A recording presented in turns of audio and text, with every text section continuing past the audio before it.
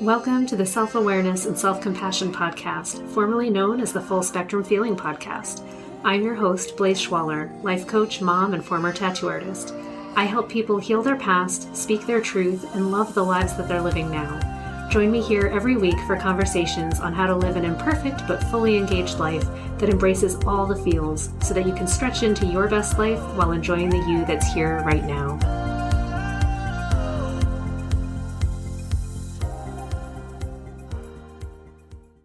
You guys, let's talk about expectations and how they form the reality that we're living in. It's been really interesting to think about what is it that I expect is going to happen in my life versus what actually happens. And I seem to notice that whatever I expect is going to happen is kind of what happens. It's so weird. I feel like I always eventually get what I want. It just doesn't always happen the way I think it's going to. And that's okay. But I have the expectation that somehow, some way, I'm going to get what I want. And I think because of that, it happens. But I also have noticed that there are things that I expect to happen that I don't want to happen. And then, of course, those things happen also. So is it that our expectations create our reality, or is it that our expectations create our perceptions of reality? Or is it that our expectations create our actions, and then those form our reality? And I would say it's probably a synthesis of all three of those things. So if I expect that I'm going to have a great day, generally I probably do. If I expect that, I've woken up and I'm cranky and I'm not enjoying myself and it's going to be a bad day, yeah, it kind of follows that pattern. Like I find reasons to be upset and more cranky.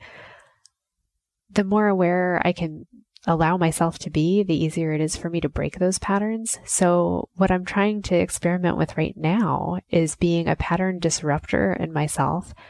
And I figured I'd share some of that with you guys, because why not? So what can I break the expectation of about myself, and how can I play with that and see what will happen? And I've noticed, for me anyway, the last couple of years, I've gotten caught in this pattern of wanting to build momentum towards creating my coaching practice, and I'll kind of surge in like the sea, and I'll do a lot of work, and I'll start and get a few clients, and it'll be really amazing, and I'll do a fun job, and I'll be so proud of people, and it'll be great. And then I recede like the sea, and I'm like, oh, but now I've backed off and I just don't have time, or things have come in the way. And it's interesting because that is the pattern. And I've noticed that it can be brought on by any number of things. So sometimes it's parenthood, it's taking care of my kids. Sometimes it's like the help that I had wasn't available, family sickness. Another time, it was a freaking pandemic. Like whatever it is, things come in, outside stuff comes in and gets in my perception, gets in my way. And then I step in to fix the problem and, make the rest of my life flow smoothly. And the thing that I always choose to neglect is continuing strongly on the same surge I had going towards business stuff. So that's really a fascinating pattern personally. And other people, you can see other people's patterns sometimes better than you can see yourself. So you see them follow a pattern of work and receding. You can see them in relationships, like having strong relationships, backing away, fights, friendships, whatever it is. When we have those patterns, what's going on? What's going on? So my pattern disruption for myself is well, what if I actually expected that I was a great business person? And it's so funny because even as I say that, I was yeah, I just don't believe that I'm a great business person. I think I'm a great person, but I don't know that I'm a great business person. So that's interesting. How can I disrupt that pattern? How can I take other areas of my life that I feel like I'm doing really well and bring them over into business and help it just resonate at a better frequency so that I can step in there and continue to be present? I'm curious, have any of you done that? Have you seen where you've had an interesting pattern somewhere and been okay, how can I break that pattern? What am I doing? What am I doing that's causing it? And then what am I not doing that's causing it? And how can I see other areas of my life where this pattern isn't at play? And why is it different? Why is it different? So fascinating. So some of it comes down to values. For me, like I really value taking care of my family. I value my home. I want everyone to feel taken care of. I want to take care of them. And I want to be present in their lives. Like I care about my husband and my kid and my mother-in-law and my cat, and I have a snake, and I love all of them, and I want them all to be really healthy and happy. I want to make sure that the house is running well. And then if I then shift that picture and I move over and I think of my business, I'm like, ooh, I think of it as like a creative project, but I don't think of it as something like with that same passion where I would go, oh, I really want it to do well. I think I do. The conscious thought is, I think I do, but I'm not behaving the same way that I do with my kid, with my husband. So that was an interesting observation to make. And it's not that I don't like my business. I actually really enjoy it. I love working with people. I love working with clients, but I'm really not doing the business part of it, which is getting out in front of people and telling them what I do and helping them. So it's hard to build a business when you don't build the clientele or have that reach. Why am I not doing that? And I don't really have all of the answers. Like I have plenty of excuses, but most of them center around, well, I was over here doing this other thing for my family, or I wanted to be available for them. And it's making me consider like, okay, if I'm going to disrupt my expectation that I'm not as great at business, what do I need to do? And one of it is to take that energy where I show up and I expect that I'm going to be there for my kid and I'm going to make sure that her life is awesome and that going to school is great and she has what she needs. And I was like, well, what if I took that energy and was able to duplicate it over here with the business stuff, with the advertising stuff and the things that I let slide or don't focus on as much. And then here's the interesting thing. I don't know how many of you do this. I then immediately launch into the inner conversation that says, oh, but there's only so much energy to go around. If you spend more energy over here, then that means you're taking away energy from over there. And that would be terrible because then you'd be taking energy away from your daughter and away from your family. And you don't want that. That would be like the end of the goddamn world.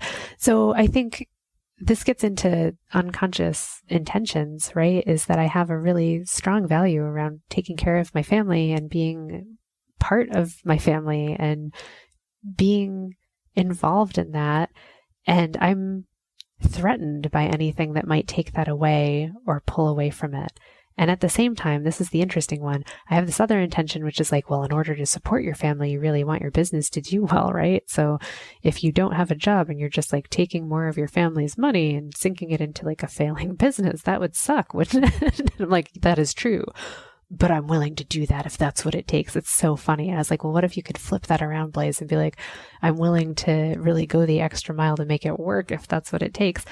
So it's interesting that when I'm not conscious about it, that's the stuff that's going on in my head. And that's what gets in the way of actually showing up and learning how to hire people to help me out with the stuff or actually take the actions that are needed just to get the momentum going. I don't think that it's actually impossible for me to have an amazing business, but I seem to have equated it with like, well, it's impossible to have until your kid is like full-time in school and you have that time because it's going to take all your time and energy and focus.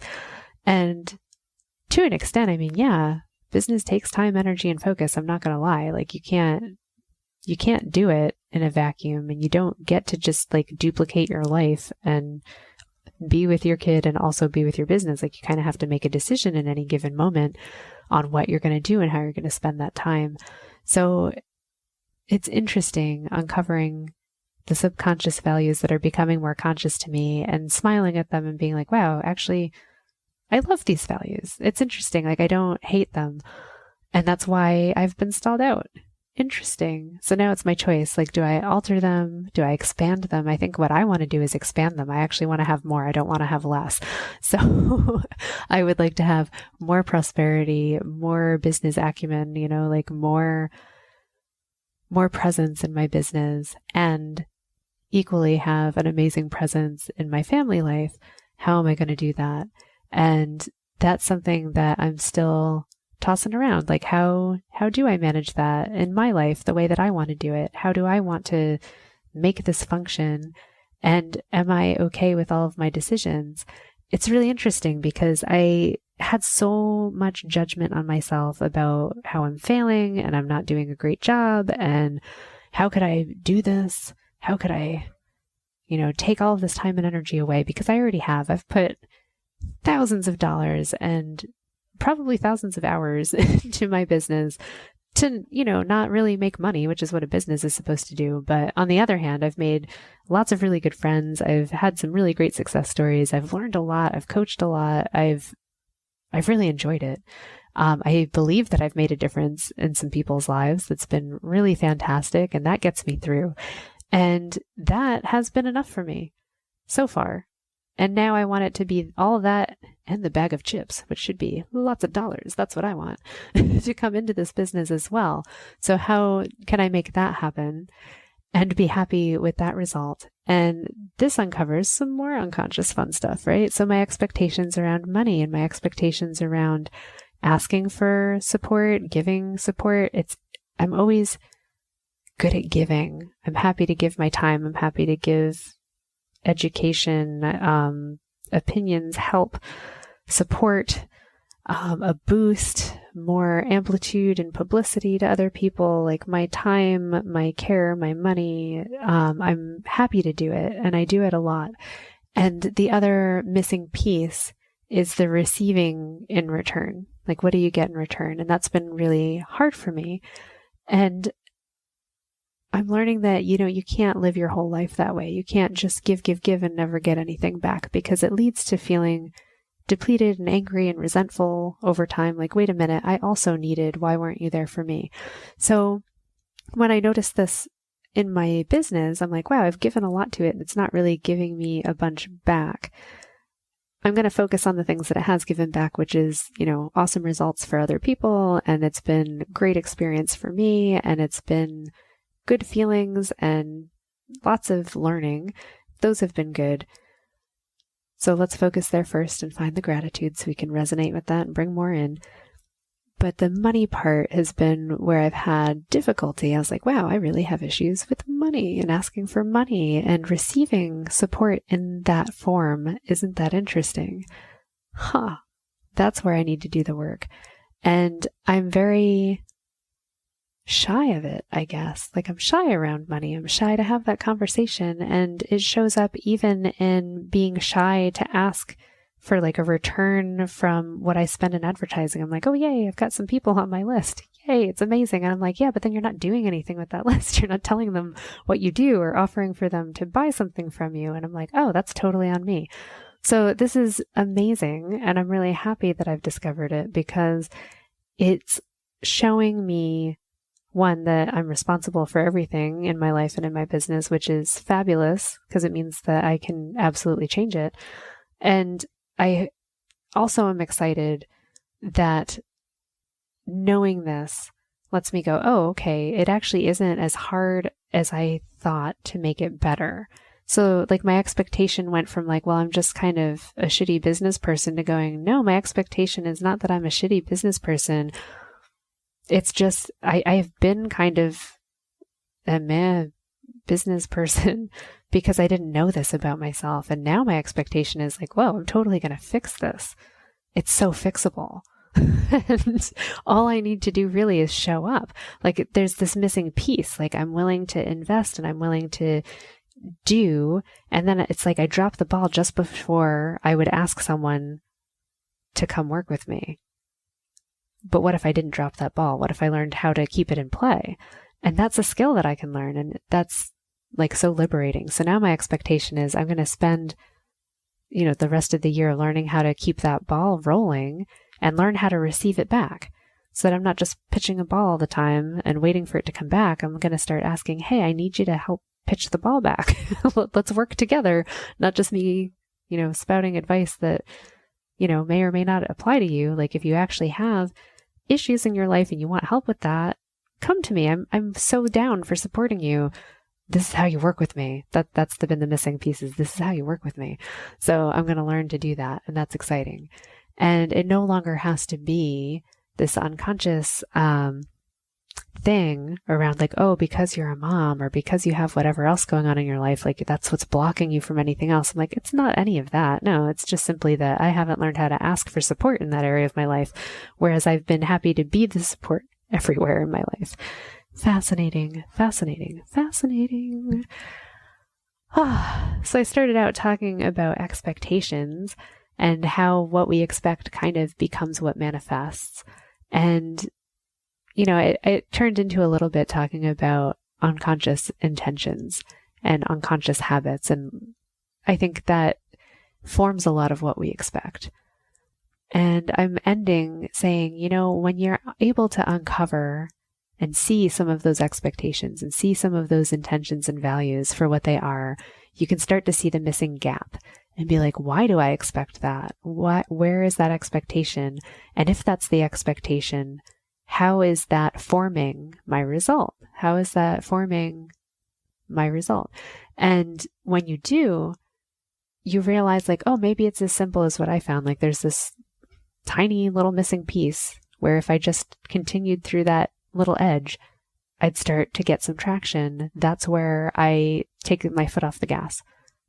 And I'll only get so far before I take my foot off the gas, but now I know that. So I can go, okay, Blaze, it doesn't have to be scary. You can just keep your foot on the gas here and see what happens if you get past this area. And I bet you things will change. Of course it will, because I'll have changed what I'm doing. And I think we can do that in any area of our life. We can look at what we expect, what's actually coming to pass, and how is our expectation being met in that result, and what would need to change in order to get a different result. Like what would someone else do? I often look to other people's lives that I admire and go like, okay, how are they making this happen? What are they doing differently than me? Like if they were in my business, if they were in my life, if they were in my relationship, what would they do in this moment that would change it? And it just gives me that aha moment, like, oh yeah, of course they wouldn't just stop before like writing this one extra sentence. Like, come on, like just do better, please. But we try to do it lovingly without the judgment. I mean, I tell you so candidly in these podcasts, like, this is just what I'm feeling. And I do have judgment against myself and about all of these things, but I'm always working on removing it.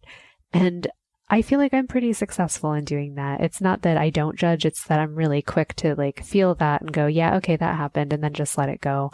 And I think that's where so much emotional freedom and personal freedom and ability to enjoy your life comes, is from being able to look at all this stuff candidly, go like, yep, there's some shit there that I'm not really happy with and I don't like how it's going.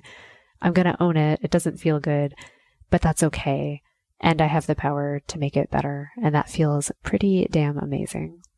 So, hoping that you're having a marvelous week, and I hope that you uncover whatever expectation you have that's kind of crappy and flip it and make it a better expectation. I am cheering you on from here, and I know you can do it because I can do it too. And if I can do it, anyone can do it. So let's go. Let's have a great time. I'll get you next week. Thanks so much for joining me. If you enjoyed this podcast, please subscribe and share it with someone you love, and leave us a review. You can learn more and get some self-compassion tips and tricks by visiting coachwithblaze.com, where you can sign up to get my free booklet on overcoming anxiety, overwhelm, exhaustion, and burnout. I'm sending you so much appreciation and love, and I'll see you next time.